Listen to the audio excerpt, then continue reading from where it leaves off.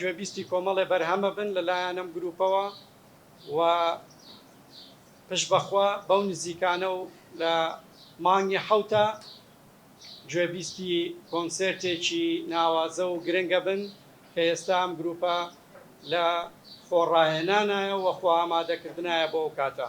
بەناوی خۆی گەورە و میرەبان، میوانانی بەڕێز، خۆشەویستانی هونەر و فەرهەنگ، من هۆگر محەممەد بەرپرسی سەرپرشتیاری گروپی مۆزیکی کیژانی کوردستان بەخێرهاتنتان دەکەم. سپاسی ئامادەبوونتان دەکەم لەم بۆنە هونەرێدا.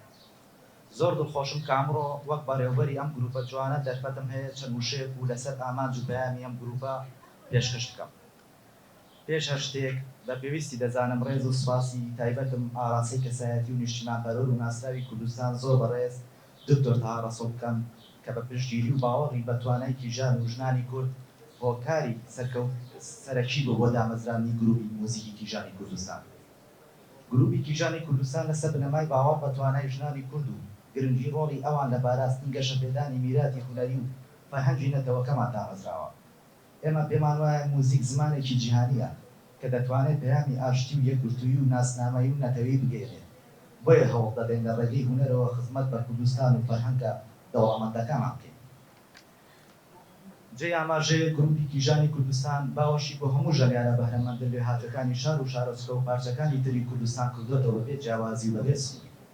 ئەم گروپە تەنها کۆبوونەوە ژماری ژەمیار نییە، بەڵکو پەیامێکە بۆ یەکگرتووی هاوبەشی و متمانە بە توانای کیژان و ژنانی کورد. ئێمە باوەڕمان وایە کیژان و ژنانی کورد دەتوانن شانبەشانی پیاوان بە هەمان لێهاتی و بەرپرسیاریەوە ڕۆڵی خۆی لە پاراستن و گەشەپێدانی هونەر و مۆزیکی کوردستاندا بژێڕێت. وە شانازی بەوە دەکەین ئەم گروپە جوانە ماڵی هەموو ژەمیارێکی کوردە، ماڵێکە بۆ داهێنان، بۆ هاوکاری، بۆ فێربوون، بۆ پێشکەوتن. هیوادارم لە ڕێگەی بەرهەم و چالاکی هونەرەکانمانەوە بتوانین جوانی موزیکی کوردی بپارێزین بیگەینە نەوەکانی داهاتوو بەشێکی شایستە بە شێوەیەکی شایستە بیناسێنین بە هەموو جیهانیش. هەروها سوپاسی خۆمان ئاراستەی دامەزراوەی کەریمی عالەکە دەکەین کە هەمیشە بە ڕۆحێکی هاوکاری بە پرسیاریەوە لە تەنیش ئەم پرۆژە هونەریەوە وەستاون. زۆر سپاس بۆ هەموو لاکتەکان، ئەلکتان کێشە دووبارە هەمووتان بەخێر بێت.